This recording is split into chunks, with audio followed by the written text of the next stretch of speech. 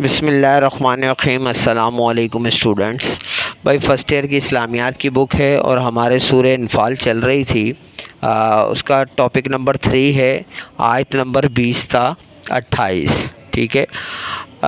آیت نمبر 20 ہے، اس کا ترجمہ ہے، اے ایمان والو، اللہ اور اس کے رسول صلی اللہ علیہ وسلم کے حکم پر چلو اور اسے منہ نہ موڑو جب کہ تم قرآن سنتے ہو۔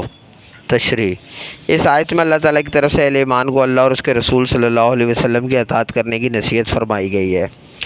اے ایمان والو، اللہ تبارک و تعالیٰ اور اس کے رسول حضرت محمد صلی اللہ علیہ وسلم کی اطاعت کرتے رہو اور اس سے کبھی روح گردانی نہ کرو، یعنی اس سے پیچھے نہ ہٹو، منہ نہ پھیرو کہ اس کے احکام پر عمل کرنا چھوڑ دو، کیونکہ آپ پیغمبر صلی اللہ علیہ وسلم کی بابرکت مجلس میں نیک اور نصیحت آمیز باتیں سنتے رہتے ہو۔ آیت نمبر 21، 22، 23 تینوں ایک جگہ پر ہیں۔ ترجمہ پہلے 21 کا: اور ان لوگوں جیسے نہ ہونا جو کہتے ہیں کہ ہم نے اللہ کا حکم سن لیا مگر حقیقت میں نہیں سنتے۔ کچھ شک نہیں کہ اللہ کے نزدیک تمام جانداروں سے بدترین وہ بہرے گونگے ہیں جو عقل سے کام نہیں لیتے۔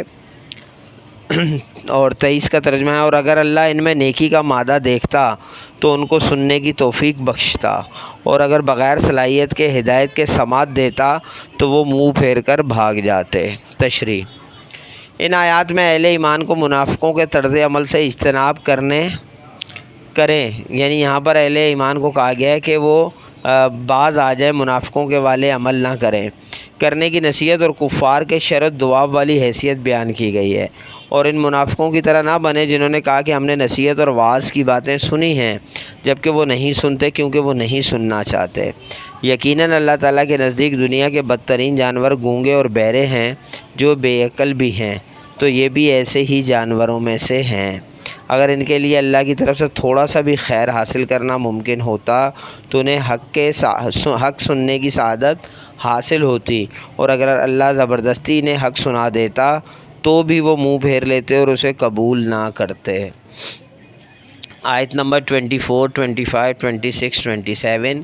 آیت نمبر 24 کا ترجمہ ہے، مومنو، اللہ اور اس کے رسول کا حکم قبول کرو جبکہ رسول خدا تمہیں ایسے کلام کے لیے بلاتے ہیں جو تم کو زندگی جادواں بخشتا ہے، اور جان رکھو کہ اللہ آدمی اور اس کے دل کے درمیان حائل ہو جاتا ہے، اور یہ بھی کہ تم سب اس کے روبرو جمع کیے جاؤ گے۔ آیت نمبر 25 کا ترجمہ، اور اس فتنے سے ڈرو جو خصوصیت کے ساتھ انہی لوگوں پر واقع نہ ہوگا جو تم میں گناہ گار ہیں، اور جان رکھو کہ اللہ سخت عذاب دینے والا ہے۔ آیت نمبر 26 کا ترجمہ، اور اس وقت کو یاد کرو جب تم زمین مکہ میں قلیل اور ضعیف سمجھے جاتے تھے، قلیل کم، ضعیف منے کمزور، اور ڈرتے رہتے تھے کہ لوگ تمہیں اڑا نہ لے جائیں، یعنی بے خانمہ نہ کر دیں، یعنی بالکل ختم ہی نہ کر دیں۔ تو اس نے تم کو جگہ دی اور اپنی مدد سے تم کو تقویت بخشی اور پاکیزہ چیزیں کھانے کو دیں تاکہ اس کا شکر کرو۔ آیت نمبر 27 کا ترجمہ، اے ایمان والو، نہ تو اللہ اور رسول صلی اللہ علیہ وسلم کی امانت میں خیانت کرو اور نہ اپنی امانتوں میں خیانت کرو، اور تم ان باتوں کو جانتے ہو۔ تشریح: ان آیات میں اللہ اور اس کے رسول صلی اللہ علیہ وسلم کے احکام کی اطاعت اور حرام چیزوں سے بچنے کی وضاحت کی گئی ہے۔ اے ایمان والو، جب اللہ تعالیٰ اور اس کے رسول حضرت محمد صلی اللہ علیہ وسلم تمہیں زندگی بخشنے والی چیز یعنی اللہ کی راہ میں جہاد کے لیے بلائیں تو ان کا کہا مانو، اور یقین جانو کہ اللہ تعالیٰ ہر انسان کو اس کے روح اور دل سے بھی زیادہ قریب ہے، اور ہر ایک کو اس کے پاس پیش ہونا ہے۔ واتقوا فتنۃ، اگر تم نے حضور اکرم صلی اللہ علیہ وسلم کی اطاعت نہیں کی اور جہاد کے لیے کھڑے نہیں ہوئے تو اس فتنے سے ڈرو جو تم میں سے صرف ظالموں کو نہیں پہنچے گا بلکہ اس کا خمیازہ سب کو بھگتنا پڑے گا۔ یقین جانو کہ اللہ تعالیٰ سخت انتقام لینے والا ہے، لہٰذا معاشرے کے امن اور بہتری کے لیے جہاد فی سبیل اللہ، امر بالمعروف اور نہی عن المنکر والی ذمہ داری ادا کرتے رہو۔ وَاذْکُرُوا، تمہیں جہاد کے ذریعے امن و امان اور عزت ملی ہے، ورنہ اس وقت کو یاد کرو جب تم مکہ میں کمزور اور کم تعداد میں تھے، ہمیشہ لوگوں کے ظلم و ستم سے ڈرتے تھے، پھر اللہ تعالیٰ نے آپ پر مہربانی فرمائی اور آپ کو مدینہ منورہ میں جگہ دی اور آپ کو اپنی مدد سے مضبوط بنایا اور پاکیزہ چیزوں کا رزق عطا کیا تاکہ تم اس کے شکر گزار بندے بن جاؤ۔ اے ایمان والو، اللہ اور اس کے رسول صلی اللہ علیہ وسلم کے احکام کی خلاف ورزی اور نافرمانی کر کے ان سے خیانت نہ کرو، اور نہ ہی ایک دوسرے کی امانتوں میں خیانت کرو جبکہ تم اس کام کے نتائج سے واقف ہو۔ آیت نمبر 28 کا ترجمہ، اور جان رکھو کہ تمہارا مال اور اولاد بڑی آزمائش ہے، اور یہ کہ اللہ کے پاس نیکیوں کا بڑا ثواب ہے۔ تشریح: اس آیت میں فرمایا گیا ہے کہ مال اور اولاد انسان کے لیے فتنہ ہیں۔ یہ بات ذہن میں رکھو کہ تمہارا مال اور اولاد بھی تمہارے لیے آزمائش ہے، لہٰذا یہ دونوں چیزیں جہاد میں شامل ہونے میں رکاوٹ ہیں، اور جو لوگ تمام برائیوں سے بچ کر خالص اللہ تعالیٰ اور اس کے رسول صلی اللہ علیہ وسلم کی اطاعت کریں گے تو اللہ تعالیٰ ان کے لیے بڑا اجر و ثواب تیار کر رکھا ہے۔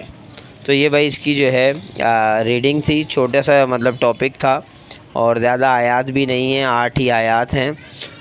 اس میں جو ہے درج ذیل سوالات کے تفصیلی جوابات میں صرف 2 آیات ہیں جن کا ہم نے ترجمہ کرنا تھا۔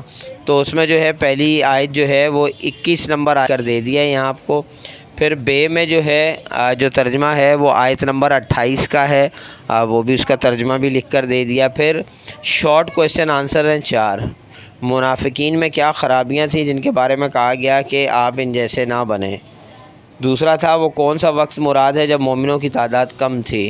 تیسرا ہے اللہ تعالیٰ اور اس کے رسول صلی اللہ علیہ وسلم سے خیانت کا مطلب کیا ہے۔ اور سوال نمبر 4 ہے مومنوں کے لیے کون سی چیزیں آزمائش ہیں۔ اچھا، اس کے بعد جو ہے MCQs ہیں درست جواب کے سامنے۔ شر و دواب کے معنی ہیں جانوروں میں سب سے زیادہ برا، یعنی جانوروں میں بھی وہ سب سے زیادہ برا ہے، یعنی دال والا جو ہے پوائنٹ کہ اللہ کے نزدیک یہ سب سے زیادہ برے ہیں۔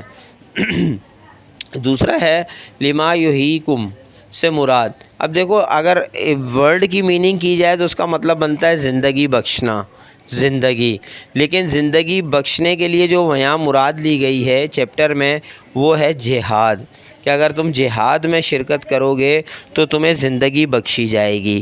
اب یہاں پر جو بھی MCQs ہوتا ہے اس کا طریقہ کار یہ ہوتا ہے کہ کوئی ایک آپشن لکھنا چاہیے، یا یہ جہاد لکھتے تو پھر زندگی نہ لکھتے، اور اگر زندگی لکھا ہے تو پھر جہاد نہ لکھتے، ٹھیک ہے، کیونکہ دونوں میننگ میں آ رہا ہے نا۔